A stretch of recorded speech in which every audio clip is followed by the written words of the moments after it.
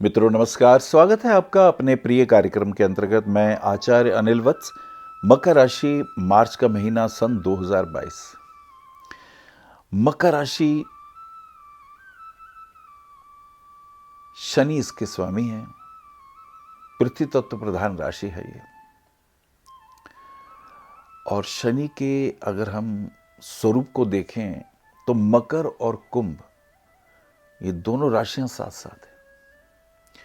किसी भी और ग्रह को ये आशीर्वाद नहीं मिला।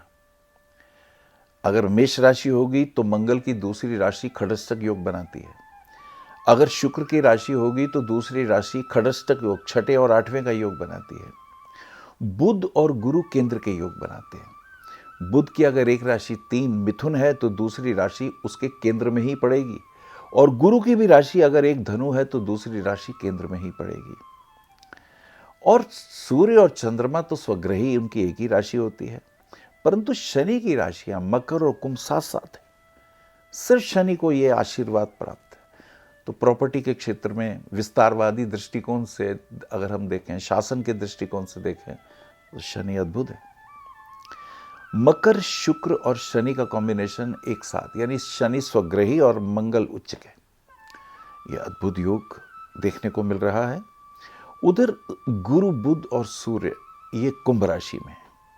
और राहु केतु का जो लॉक है वो पंचम और 11वें भाव में ये कालसर्प योग लगा हुआ है इस महीने।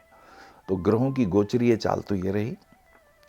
जहां तक मकर राशि की बात है तो उत्तराखाड़ा नक्षत्र के 3 चरण, श्रवण के 4 चरण और धनिष्ठा के 2 चरण, यानी सूर्य, चंद्र और मंगल का प्रभाव लिए हुए ये राशि बड़ी स्वाभिमानी राशि है। क्योंकि पहले 3 चरण तो उत्तराखाड़ा के हैं, उसका स्वामी सूर्य है।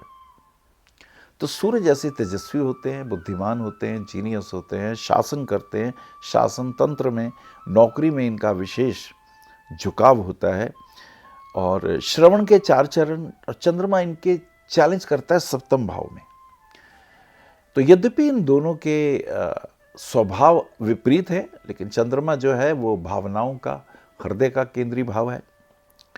और धनिष्ठा जो है, मंगल जो है, वो इनके चतुर्थ और एकादश भाव को लेके चलते हैं। यानी माँ का भाव, जनता का भाव, परिवार का भाव।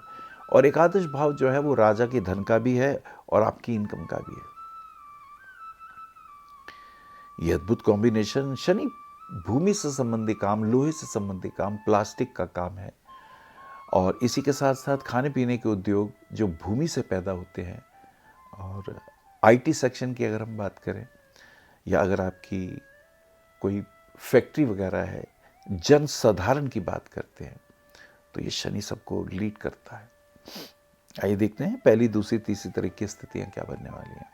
पहली तारीख को महाशिवरात्रि। कहते हैं कि अगर रुद्र अभिषेक किया जाए और उसके बाद शिवलिंग के ऊपर एक बेलपत्र या एक सफ़ेद फूल रख दिया जाए और वहाँ पर भगवान शिव से ध्यान में लीन होकर कुछ मांगे तो उनकी कृपा मिलने लगती है। और स्वभावतः आपके लिए आर्थिक दृष्टिकोण से बहुत श्रम से, बहुत मेहनत से धन उपार्जन के योग बनेंगे। समय अनुकूल है और पिछले 2-3 दिन अच्छे गए हैं। उसमें प्रॉपर्टी के क्षेत्र में भी कहीं कुछ फ़ायदा ही हुआ है और वाहन प्राप्ति के भी योग हुए हैं। ऑफिस के कार्यों में भी पॉजिटिव रिजल्ट मिले हैं। 2, 3, 4 की बात करते हैं। 2 को फाल्गुन मास की अमावस्या है। अमावस्या वाले दिन ब्राह्मण को भोजन कराना या पितरों के निमित्त दक्षिण दिशा में जल की अंजलि देना शुभ रहता है। 3 तारीख की अगर हम बात करते हैं तो दोस्तों के साथ, मित्रों के साथ कहीं कुछ विशेष आयोजन हो सकता है। और यदि राजनीति में है तो कुछ विशेष आपको देखना होगा, कौन अपने हैं और कौन पराए। That is very important. मित्र आपके बुद्धिमान और जीनियस हैं। 4, 5, 6, 5 तारीख की स्थिति पे गौर करते हैं। फास्ट ड्राइविंग से थोड़ा परहेज रखिएगा। प्रॉपर्टी में अगर रुपया लगाते हैं तो फ़ायदा रहेगा। इलेक्ट्रॉनिक के कार्यों में, स्पोर्ट्स के क्षेत्र में फ़ायदे हो सकते हैं। ऊर्जा से संबंधित क्षेत्रों में भी लाभ होने की संभावना दिखाई देती है। 6, 7, 8, 6 को बुध का कुंभ राशि में प्रवेश हो जाता है। बुध आपके छठे भाव जो कि चैलेंज करते हैं नई नई जिम्मेदारियों के प्रति। लोन है, कर्जे हैं, देनदारियां हैं, जिम्मेदारियां हैं। और भाग्य के 9वें भाव के भी स्वामी हैं। तो ये कुंभ राशि में आने पर आर्थिक दृष्टिकोण से फायदा, भाग्य के दृष्टिकोण से कुछ लाभ मिलने के चांसेस दिखाई देते हैं। 7, 8, 9, 7 को याज्ञवल्क्य की जयंती, उन्हें प्रणाम करते हुए, और 8 तारीख की स्थिति पे अगर हम गौर करें, यही काल सर्प लगा हुआ है।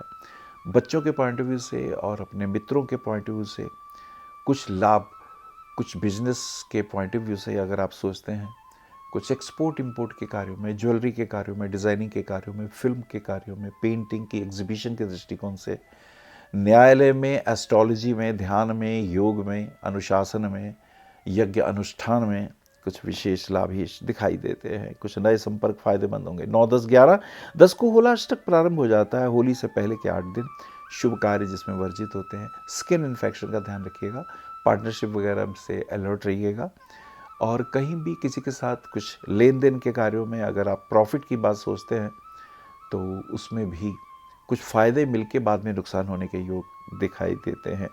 12, 13, 14, 13 तारीख की स्थिति गृहस्थी में तनाव दिखाई देता है। पति पत्नी के बीच में छोटी छोटी बातों पे तनाव, जल संबंधी कार्यों में कुछ नुकसान की संभावनाएं, लेकिन धन प्राप्ति के भी योग बनते हैं। और खास करके राज्य पक्ष में कुछ विशेष संपर्क, कुछ मित्रों का योगदान, लेकिन उनसे अलर्ट रहिएगा कि फ़ायदा उनको आपसे ज़्यादा है, आपको उनसे कम हो रहा है। That is important. 14, 15, 16, 14 की स्थिति सूर्य का मीन राशि में प्रवेश। सूर्य आपके अष्टम भाव के स्वामी होकर, आयुष्य के स्वामी होकर तीसरे भाव में जाते हैं, वो भी आयुष का ही भाव है। और गुरु इस वक्त कुंभ राशि में। हेल्थ इश्यूज बनेंगे, उसके लिए ध्यान रखिएगा। पेट के रोग ना हो, किडनी के या लीवर की डाइजेशन से संबंधित चीज़ें, और पैरों में तकलीफ दिखाई देती है, इसके प्रति ध्यान रखें। 15, 16, 17, 15 तारीख की स्थिति पर गौर करते हैं। देश विदेश के कार्यों में, एक्सपोर्ट इंपोर्ट के कार्यों में, राजनीति में, उच्च अधिकारी वर्ग के दृष्टिकोण से कुछ नए चैलेंजेस आपके सामने आने वाले हैं। 16, 17, 18, 17 को होलिका दहन हो जाता है। होलिका दहन में एक प्रयोग होता है कि होली जहाँ जलती है वहाँ 3 राउंड लगा के और गायत्री मंत्र बोलते हुए कुछ नारियल चढ़ा देते हैं, या गच्चक या मूंगफली, और भाव करते हैं घर की नेगेटिविटी दूर हो। तो ये अच्छा प्रयोग है। ऊपरी बाधाएं भी दूर होती हैं और नेगेटिविटी दूर हो जाती है। 18, 19, 20, 18 की फाल्गुन मास की पूर्णिमा, पूर्णिमा वाले दिन चंद्रमा को अर्घ देना शुभ होता है। 19, 20, 21 संत तुकाराम जयंती, और 20 तारीख की अगर बात करें, ऑफिस के कार्यों में पॉजिटिव रिपोर्ट आएगी, अच्छे रिटर्न मिलेंगे, फाइनेंशियली फ़ायदा होगा, नए आउटलेट से लाभ होने वाला है। फिल्म के कार्यों में, डिज़ाइनिंग के क्षेत्र में, पेंटिंग के कार्यों में, नृत्य के कार्यों में, और अगर हम बात करते हैं इंटीरियर डेकोरेशन के पॉइंट ऑफ व्यू से, वास्तु के पॉइंट ऑफ व्यू से, अच्छे रिजल्ट सामने आने की उम्मीद दिखाई देती है। 21, 22, 23, 22 को श्री रंग जयंती, और इसी के साथ साथ प्रॉपर्टी में अगर कहीं रुपए लगाते हैं, फ़ायदे होने के योग, रुपए इन्वेस्ट कर सकते हैं। खेल जगत में अच्छा नाम हो सकता है। पुलिस में या मिलिट्री में है तो कोई सम्मान पत्र प्राप्ति के योग दिखाई देते हैं। 24, 25, 26, 24 को बुध का मीन राशि में प्रवेश। भाग्येश अब नीच के हो जाएंगे, लेकिन वो भाग्य स्थान को तो देखते हैं, थोड़ा रुक के ही सही, लेकिन लाभ तो होगा, फायदे के योग तो बनेंगे। शेयर मार्केट में फायदे के अचानक योग प्राप्त होंगे। आगे चलते हैं। 25, 26, 27, 26 को गुरु का पूर्व में उदय हो जाता है, और यह स्थिति शुभ है। मूड अच्छा बनेगा, और प्लास्टिक के कार्यों में, आयुर्वेदिक कार्यों में, डॉक्टरी उद्योग में, IT सेक्शंस में कुछ नए फायदे दिखाई देते हैं। एग्रीकल्चर के क्षेत्र में भी लाभ दिखाई देता है। 28, 29, 30, 28 को पाप मोचनी एकादशी। आर्थिक दृष्टिकोण से रुपया कहीं फंसा है तो निकलवाइएगा। 31 को अमावस्या, अमावस्या वाले दिन कुछ ना कुछ दान करना चाहिए।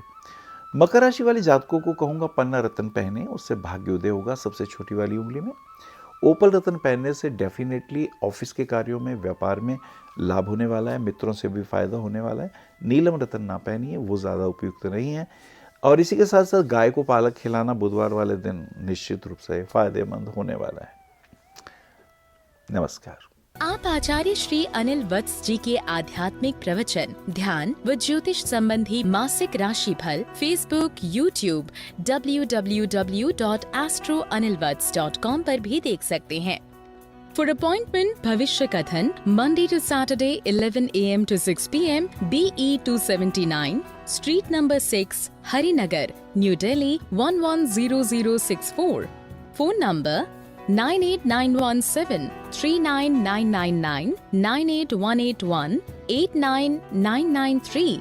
981-088-7002, 886-000-6030. Website www.bhavishyakathan.com. Acharya Anil Vats @gmail.com.